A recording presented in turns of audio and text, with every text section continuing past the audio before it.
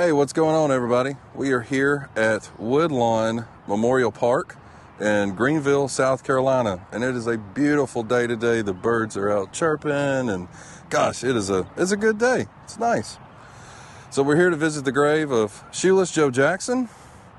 He was caught up in a scandal, and I thought I was baseball's just starting, and I was like, hey, let's go do a very interesting figure in the sport of baseball as far as, all the stuff that he got into, which we'll talk about.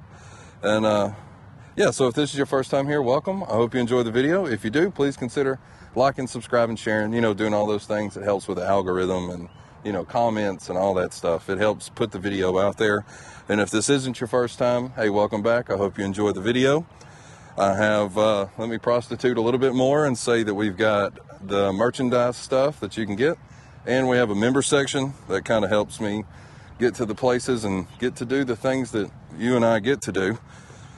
So we're going to walk around. We'll talk about Mr. Jackson and his life, celebrate his life, talk about some of the stuff that's not so great, and maybe down in the comments put if you think he was a part of it or not. I'm interested to hear what people's opinions are. I'm just here giving the facts. I'm not really putting my 2 cents in on it. So yeah, just put that down there. So in 1887, Jackson was born in Pickens County, South Carolina. An attack of measles almost killed him when he was 10, and he was in bed for 2 months paralyzed from it. And starting at the age of 6 or 7, Jackson worked in one of the town's textile mills as a lint head, which I didn't know this, but that's a derogatory name for a mill hand. Learn something new every day, huh?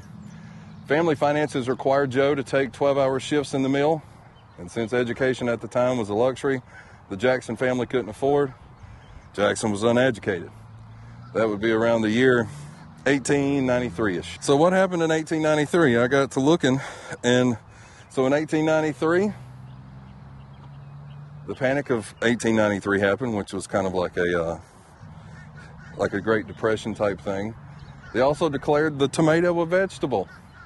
And in January 17th, the U.S. Marines intervened in Hawaii, resulting in an overthrow of the government. I wonder if the U.S. has never done that before, have they? Overthrow governments. So in 1900, when he was 13 years old, his mother was approached by one of the owners of the Brandon Mill and started to play for the Mills baseball team. He was the youngest player on the team, and he was paid $2.50 to play on Saturdays. It's around $90 in 2023 money. He was originally a pitcher, but one day he accidentally broke another player's arm with a fastball. No one wanted to bat against him, so the manager of the team placed him in the outfield. His hitting ability made him a celebrity around town. Around that time, he was given a baseball bat that he named Black Betsy. And in 1908, Jackson began his professional career with the Greenville Spinners of the Carolina Association, and he married 15-year-old Katie Wynn and eventually signed with Connie Mack to play for the Philadelphia Athletics. He would have been around 21 marrying a 15-year-old. He struggled the first few years, adjusting to the professional game, but in 1911, Jackson's first full MLB season, he set a number of rookie records. His .408 batting average that season is a record that still stands and was good for second overall in the league behind Ty Cobb at .419. One of the few times in baseball history that a 400-plus average did not win a batting title. His .468 on base percentage led the league. The following season, Jackson batted .395 and led the American League in hits, triples, and total bases. April 20th, 1912, Jackson scored the first run in Tiger Stadium. The next year, he led the league with 197 hits and 551 slugging percentage. And now that I'm over here on the concrete, I got to check because they've got geese and there's all kinds of caca all over the place. So Jackson missed out on most of the 1918 season while working in a shipyard because, World War I was a thing. And in 1919, he came back strongly and posted a .351 average during the regular season and .375 with perfect fielding in the World Series. However, the heavily favored White Sox lost the series to the Reds. So after, trying not to step in caca, So after the White Sox lost the 1919 World Series to the Reds, Jackson and 7 other players were accused of accepting $5,000 each, which is around $87,000 in today's money, to throw the series. In September of 1920, a grand jury was convened to investigate the allegations. Jackson's 12 base hits set a series record and was not broken until 1964, and he led both teams with a .375 batting average. He committed no errors and threw out a runner at the plate. However, the Reds hit an unusually high number of triples to his position in left field. Okay, so this goes back to, like, did he throw it? Like he said, okay, so hold on. So in 1921, a Chicago jury acquitted Jackson and 7 teammates of wrongdoing.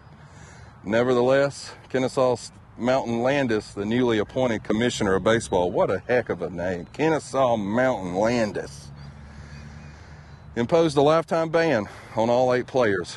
Regardless of the verdict of juries, Landis declared no player that throws a ball game, no player that undertakes or promises to throw a ball game, no player that sits in a conference with a bunch of crooked players and gamblers where the ways and means of throwing games are planned and discussed and does not promptly tell his club about it will never, ever play professional baseball. Gotta love it, man. Baseball does, I don't know, baseball's like any other sport. You know, they're going to go heavy on these guys, but, you know, the steroid stuff, you know, it's good for ratings, so we'll kind of overlook it. Jackson's involvement in the scandal remains controversial to this day. He reportedly refused the $5,000 bribe on 2 different occasions, despite the fact that it would effectively double his salary. So now you know why they took it, right? They were making half of what the bribe was, only to have teammate Lefty Williams toss the cash on the floor in his hotel room. Jackson then tried to tell the White Sox owner, Comiskey, about the fix, but Comiskey refused to meet with him. Unable to afford legal counsel, Jackson was represented by team attorney Alfred Austrian, a clear conflict of interest. I'm going to have to go this way and put the sun behind me for just a second as I walk this way. There we go. That's better. Let me walk around. There was a lot of mud over there. So before Jackson's grand jury testimony, Austrian allegedly elicited Jackson's admission of his supposed role in the fix by paying him with whiskey. Years later, the other 7 players implicated in the scandal confirmed that Jackson was never a part of any of the meetings. Williams said that they only mentioned Jackson's name to give their plot more credibility. And during the remaining 20 years of his career, Jackson played and managed a number of semi-professional teams, most located in Georgia and South Carolina, under different assumed names. And in 22, Jackson moved to Savannah, Georgia, and opened a dry cleaning business with his wife.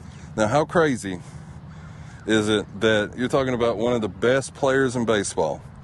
Mind you, yeah, he may have did all that, right? But he was paid so little as one of the best that he considered cheating, even if he did it. Like, if they were paid the right salary, which, I don't know, this day and time, that probably still goes on. We just don't know about it because nobody's ever, you know, been caught doing it. I think that's the problem, right? It's the crime is only the crime when you get caught. Nothing is illegal until you get caught doing it, right? Sorry, we're walking to the grave now. The sun's behind us. And in 1933, I mean, he had to open up a dry cleaning business. Like, what? Like, why? You know? So the Jacksons moved back to Greenville, South Carolina after first opening a barbecue restaurant. Okay, dry cleaning, barbecue. Jackson and his wife opened Joe Jackson's Liquor Store. Okay, now we're on to a liquor store, which they operated until his passing. As he aged, Jackson began to suffer from heart trouble, and in 1951, at the age of 64, he passed away of a heart attack. Could only think. And here we go. A true icon. See, there we go. Joseph, 1951, 1888. And all the baseballs, and it's lined. Baseball sluggers, and it says losers quit when they're tired, winners quit when they've won. Somebody's put a happy St. Patrick's Day rock, some shoes, baseballs, open baseballs, Jackson. There we go. Miss Katie passed away 8 years after him. Shoeless Joe Jackson, man, that's so cool. I'm glad we got to do this together. Thanks for watching. I really do appreciate it. I know I say it in every video, but I mean it. And hearing just all the things that he, like how good he was, and then for the scandal to happen, and then he's pretty much blackballed from the league, and then he has to open up a dry cleaning place, and then a restaurant, and then a liquor store to get by. And it's like, this guy, he's on that level. I mean, he's maybe not Mount Rushmore, but I mean, he's kind of like on the backside of the building. You know, he's that close to that good. I mean, he was one of the best players of all time. I mean, in my opinion. It just sucks that he had to get caught up in this. Whether he did it or not, I don't care. I'm just looking at the baseball thing. But down in the comments, what do you think? Put what do you think happened? I'm curious to see what you guys think, because I love baseball and I want to see baseball do well.